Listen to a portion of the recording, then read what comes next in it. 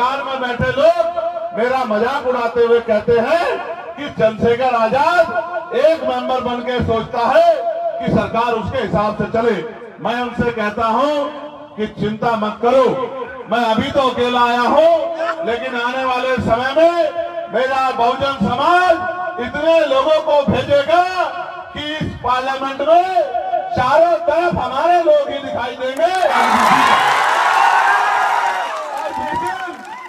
चारों तरफ हमारे लोग दिखाई देंगे। उस दिन मैं लिख के देता हूं कि कोई गुंडा किसी गरीब की बेटी की तरफ आंख उठा के नहीं देख पाएगा। ये जंग है, इसमें आप ये मत सोचना कि सिराज भाई मेरे घर नहीं आए, मेरी गली में मत नहीं आए। आप ये मान लेना कि आप खुद सिराज है और आपको अपनी ताकत बनानी है और अपने दोस्तों, रिश्तेदारों, साथियों, सहयोगियों को सबको ऐसे आने वाले 2-3 दिन में यही फोन करके कहना है कि हमें अपनी बार दूसरे लोगों को मौका देते आए, वो बन के ताकत में अपने लोगों की मदद करते आए। इस बार हमें अपनी मदद करनी है और भाई चंद्रशेखर आजाद को ताकत देनी है। कर दोगे नहीं कर दोगे मदद? हमारे कैडर की मेहनत है और आप सबका सहयोग, आशीर्वाद है कि मैं इतने ही वोटों से जीता जितने वोटों से भारत के प्रधानमंत्री जीते, इतने ही वोटों से आपका चंद्रशेखर आजाद भी जीता।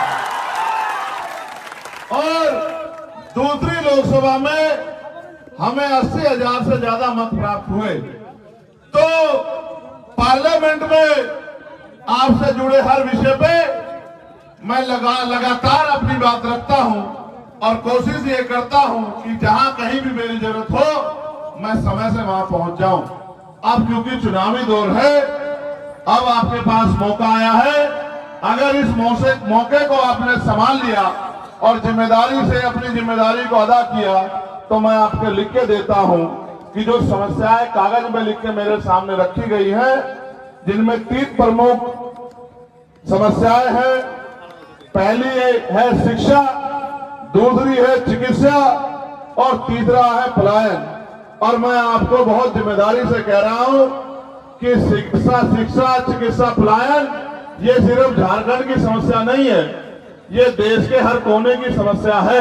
और आपको शायद एहसास होगा, मैंने पार्लियामेंट में ये कहा था कि अगर सरकार शिक्षा का स्तर सुधारना चाहती है, और जैसे बाबा साहब अम्बेडकर ने कहा था कि शिक्षा वो हथियार है, शिक्षा शेरनी का वो दूध है, जो पिएगा वो दहाड़ेगा, जो पिएगा वो आगे बढ़ेगा।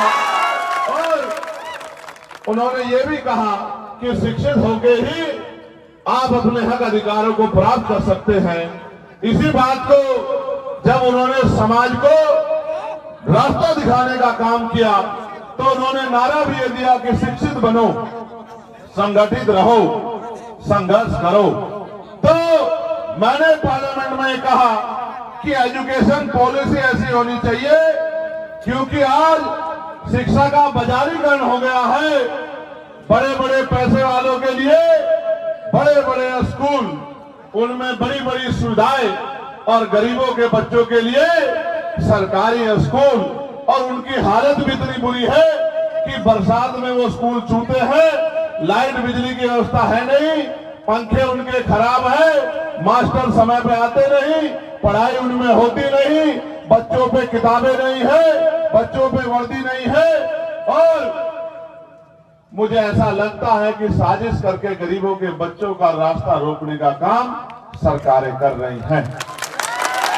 इसलिए मैंने ये कहा पार्लियामेंट में कि बदलाव तब होगा जब गरीब के बच्चे को भी अमीरों के जैसी शिक्षा की व्यवस्था होगी। और उसका एक ही रास्ता है, वो रास्ता ये है कि गांव के सरपंच से लेके जिला परिषद का मेंबर, ब्लॉक का प्रमुख, जिला पंचायत का सदस्य, जिला पंचायत का अध्यक्ष, विधायक, सांसद, पार्षद, मेयर, चेयरमैन, मंत्री, मुख्यमंत्री, राज्यपाल, प्रधानमंत्री या एडमिनिस्ट्रेशन में चीफ सेक्रेटरी से लेके प्रमुख सचिव, अवर सचिव, कमिश्नर, डीएम, एसपी, और किसी भाग का कोई भी कर्मचारी हो, उनके बच्चों की पढ़ाई सरकारी स्कूल में होनी चाहिए। इससे बदलाव क्या होगा आप देखो। एक जैसे हम 3 भाई यहां खड़े हैं, आप सोचो स्कूल की एक कुर्सी पे विधायक जी का बेटा बैठा होगा और दूसरी कुर्सी पे जिलाधिकारी का बेटा बैठा होगा और तीसरी कुर्सी पे मेरे आपके गरीब परिवार का बच्चा बैठा होगा, तो बताओ उसको अच्छी शिक्षा मिलेगी या नहीं मिलेगी? बताओ। क्योंकि जब अधिकारियों को अपने बच्चों की फिक्र होगी, नेताओं को अपने बच्चों की फिक्र होगी, तो उस गरीब के बच्चे का भी रास्ता आसान हो जाएगा, उसको भी बड़ी अच्छी पढ़ाई करने का मौका मिलेगा। और जब वो पढ़ाई अच्छी करेगा तभी नौकरी रोजगार करके अपने और अपने परिवार की गरीबी की बेटियां काटने का काम करेगा। जब जब मैं सुधार की बात करता हूं तो सरकार में बैठे लोग मेरा मजाक उड़ाते हुए कहते हैं कि चंद्रशेखर आजाद एक मेंबर बन के सोचता है कि सरकार उसके हिसाब से चले। मैं उनसे कहता हूं कि चिंता मत करो, मैं अभी तो अकेला आया हूं, लेकिन आने वाले समय में मेरा बहुजन समाज इतने लोगों को भेजेगा कि इस पार्लियामेंट में चारों तरफ हमारे लोग ही दिखाई देंगे। और जिस दिन चारों तरफ हमारे लोग दिखाई देंगे, उस दिन मैं लिख के देता हूं कि कोई गुंडा किसी गरीब की बेटी की तरफ आंख उठा के नहीं देख पाएगा। मैं इस बात को आपको वादा करता हूं। साथ साथ इसके आगे बढ़ते हुए मैं ये भी कहना चाहता हूं, बहुत कुछ हो सकता है। जैसे महिलाओं को ग्रामीण क्षेत्रों में कुटीर उद्योग लगा के रोजगार मिल सकते हैं, क्योंकि जो तीसरा मुद्दा है वो पलायन का मुद्दा है कि रोजगार के लिए आपको दूसरे प्रदेशों में जाना पड़ता है। इसमें कोई झूठ नहीं है। मैं दिल्ली में रहता हूं, मैंने कोरोना काल देखा है किस तरह मेरा मजदूर परिवार रेल की पटरी अपने घरों आने की कोशिश कर रहा था। जय भारत, जय भारत, जय मंडल, जय मंडल, जय जोहार, जय जोहार, भारतीय संविधान जिंदाबाद, भारतीय संविधान जिंदाबाद, हमारी एकता जिंदाबाद, गरीबों की एकता जिंदाबाद।